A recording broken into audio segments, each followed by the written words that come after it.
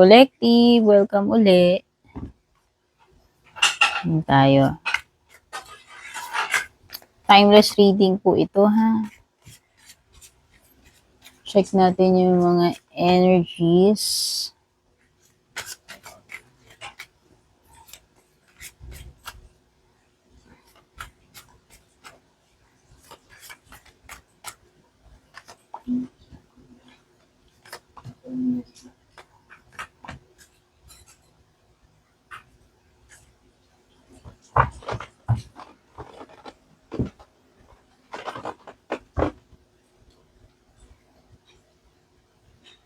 Okay, nakakita ko na opportunity sa inyo rito, especially dun sa mga gusto mag-travel. Ayan.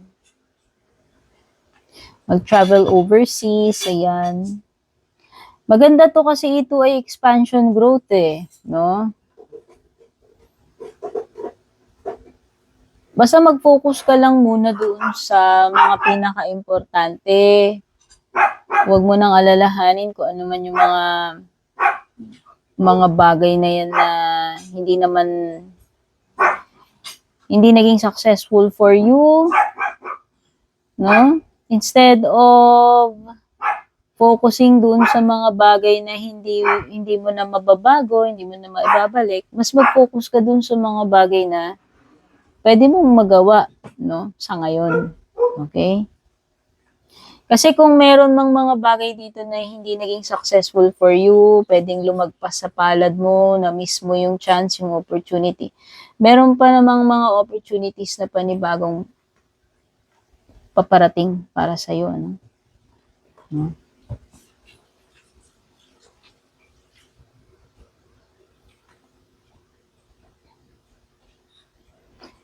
Okay. Moon. Moon card reflects yung mga cycles.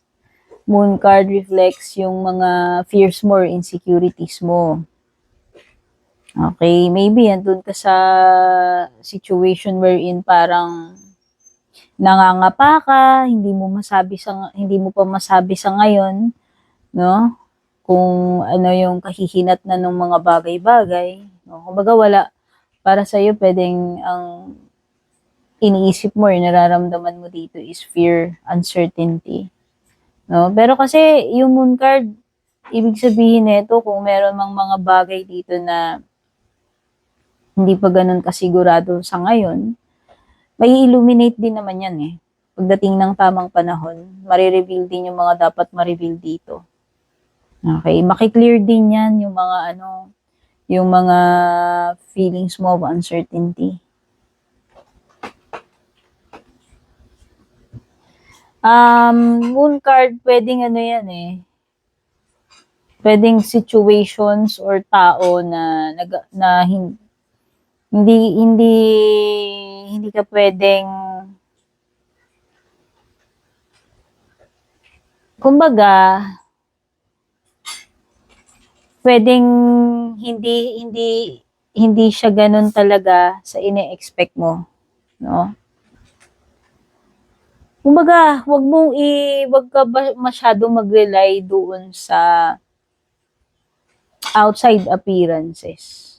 No? Kasi pwedeng hindi talaga ganun yun In reality, alam mo yun yung ibig ko sabihin. Maybe ganito yung projection, ganito yung nakikita mo, pero hindi mo alam kung ano yung meron underneath, no? Kumbaga, hindi ka ganun ka sigurado. Kumbaga, don't judge the book by its cover sa ngayon. Okay? Minsan yung moon card na yan yung mga bagay na pwedeng temporary, mga bagay na temporary lang. Pwede pa yang magbago any moment, no? Kaya nga sabi ko nga, wag kang mag-rely agad-agad na porke ganito, ganyan, yan na talaga yun, no? Kumbaga, hindi ka pa ganun kasigurado rito. Pwede pa tong magbago. Bagay, situation, or person man yan.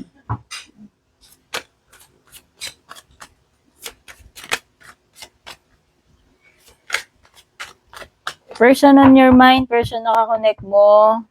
Tingnan natin ano yun. Energies. By the way, maraming salamat po. Malaking tulong po yung mga hindi nag-i-skip ng ads. Thank you rin dun sa mga bumabalik-balik, abangers. Bawat like, bawat follow ninyo, bawat share, malaking tulong po yan. Lalo na kung hindi po kayo nag-i-skip ng ads. Private reading, yes. Tumatanggap po ako, pero mag-iingat po kayo dun sa mga fake na gumagaya sa page ko. Marami sila. Basta tandaan nyo lang, kapag merong naunang nag-approach sa inyo, nag-message, nag-add friend para mag-offer, manghingi ng kung ano-ano, lalo na pera, hindi po ako yun. Kaya kung gusto nyo magpa-private reading sa akin, kayo po mismong magsadya, kayo po ang mag-PM. One and only official FB page ko, Purple Teen, may check sa dulo. Pag walang check sa dulo, hindi po ako yun, ha? Maraming salamat sa mga suki. Yan. At kung natataypan nyo po itong aking suot-suot na bracelet, ayan, bagay na bagay yan sa kahit na anong outfit. Meron po itong iba-ibang colors available. Hanapin nyo na lang po dyan sa screen, sa ibaba, or sa comment section kung saan man lilitaw yung product na to or yung link. Makikita nyo na lang dyan. Mura lang to at maraming colors available. Suot ko yung blue eh. Meron itong yellow, merong citrine, black, merong red, may jade, emerald yata. Okay?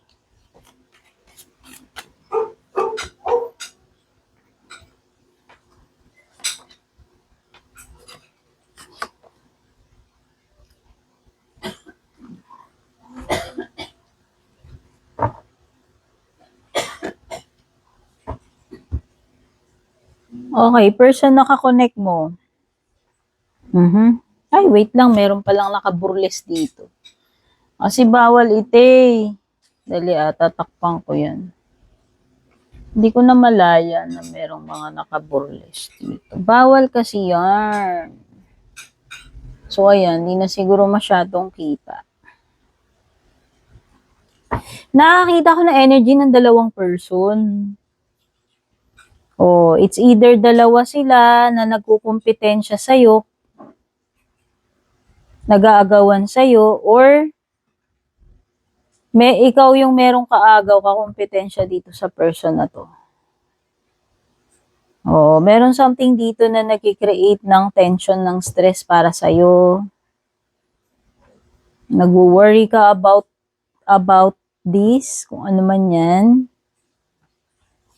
Pwedeng may umaligid talaga temptation. Ayan, nandito yung devil card. Pwedeng third party situation to eh. Since meron pang dalawang energy ng tao rito bukod sa'yo. Sabi ko nga, it's either dalawa yung tao na nag-aagawan sa'yo or meron kang kaagaw, kakumpetensya dyan sa person mo.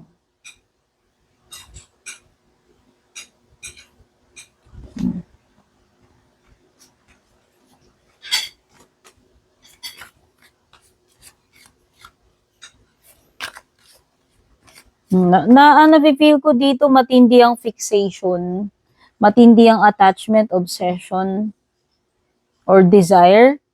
Sabi ko nga, pwede rin may matinding temptation dito. Kaya lang pwedeng toxic itong person dito, or toxic mismo kayong dalawa sa isa't isa, pwedeng toxic relationship or third party situation. By the way, mga signs na lumalabas sa cards, babanggitin ko, pero hindi ibig sabihin nun yun lang talaga yung signs na dito sa reading na ito or situation na to. So, meron ditong moon which is Pisces energy. Devil card is Capricorn energy.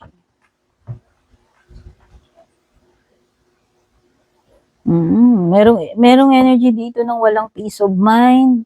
Hindi ko alam kung guilty ba to, konsensya ba to, or hindi makatulog dahil sa sobrang obsession, attachment, sa sobrang desire.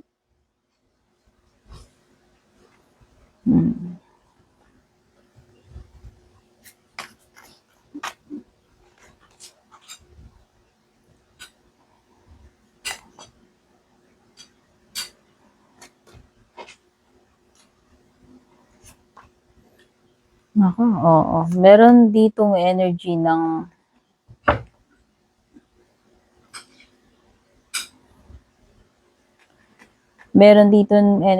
ano natutorn. Kasi hindi alam kung ano ba yung dapat sundin. Puso ba o yung isip? Head over heart matter. Pwedeng confused, pwedeng unable to make a decision, unable to decide kung sino ba yung dapat piliin or ano ba yung dapat gawin, ano? Nahihirapan na yan nga eh. Sabi ko nga parang nagkukos ng overthinking, nagkukos ng stress. Merong energy ng sobrang pag-iisip. Sobrang pag-worry.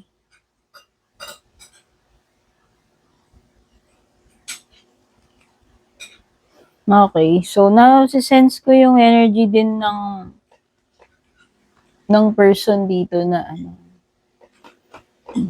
matindi yung focus niya sa'yo. Matindi yung effort nitong tao na to.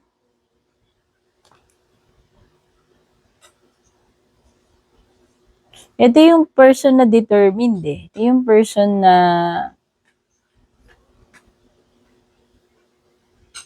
gusto niya talaga may mangyari. No? Itong mga ganitong tipo ng person, yung goal-oriented sila. And hindi sila yung puro salita lang eh. May action. May resulta. Ayan, gusto na. Ito yung tipo ng person na action speaks louder than words. Ganun siya. No? Ito yung tipo na hindi maboka, hindi siya masalita, pero makikita mo na lang na ginagawa niya na. Okay? Parang may ganito akong reading na isa kanina eh. Parang ganyang energy. So parang may energy dito na napipick up ko na parang gusto niyang i-prove yung sarili niya by sabi ko nga by putting in effort, no? Instead na puro drawing lang, puro salita lang, no? Parang ang gusto patunayan, ipakita talaga in actions, not just words, no? Tsaka meron ako nasi-sense dito na energy ng stuck, feeling stuck. Meron din energy dito na parang gusto niya muna ng break. Gusto niya muna ng cool off. Time out sa inyong dalawa. Okay? Kasi parang nasi-sense ko nga dito parang merong energy ng undecided. Nako-confuse, nahihirapang mag-decide, mamili. Ganun katindi yung attachment, yung obsession, yung passion. Ayan. Dito talaga yung energy ng laging laman ng thoughts. Diyan talaga yung energy ng matinding passion. Okay, so itong intense yung mga energy dito.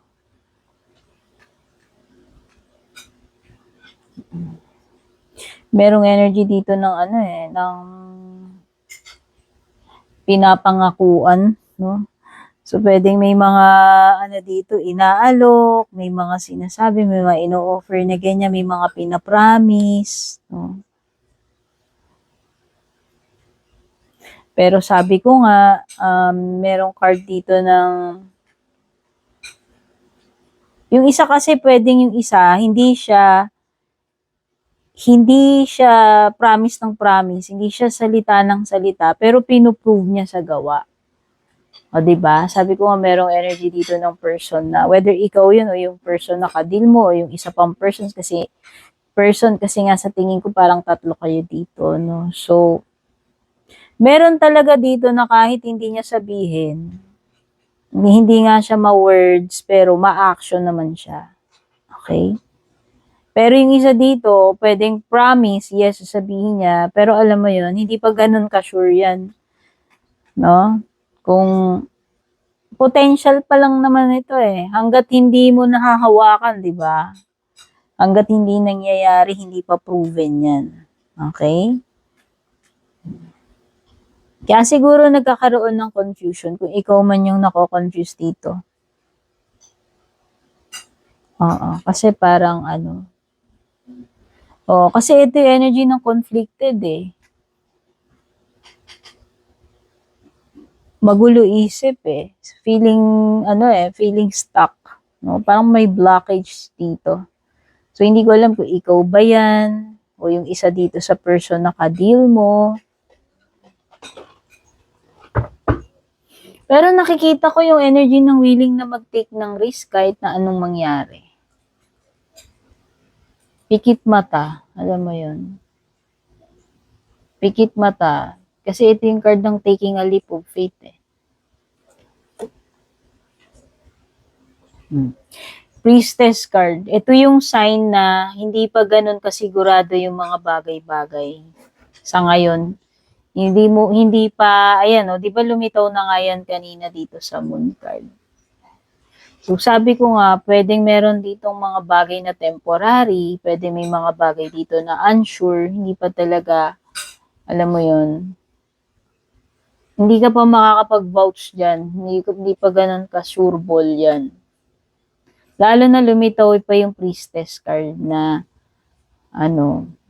pwedeng may mga bagay dito na hindi mo pa nalalaman talaga. No, actually, pag nakita natin yan, pwedeng ito yung mga bagay na hindi pa ma-reveal sa ngayon. No, dito sa reading na to. May mga bagay na hidden dito. But, eventually, dahil lumitaw yung tower moment, tower card, ito yung sign na lahat nung inaakala mo dito, akala mo, kaya ang sabi ko nga, diba, hindi porke yun yung nakikita mo, huwag kang magre-rely muna. Yung inaakala mong pinakapundasyon na akala mo solid, pwedeng matibag pa yan dahil lumitaw yung tower card. No? So, lahat ng hidden dito, pagdating ng takdang oras, marireveal yan.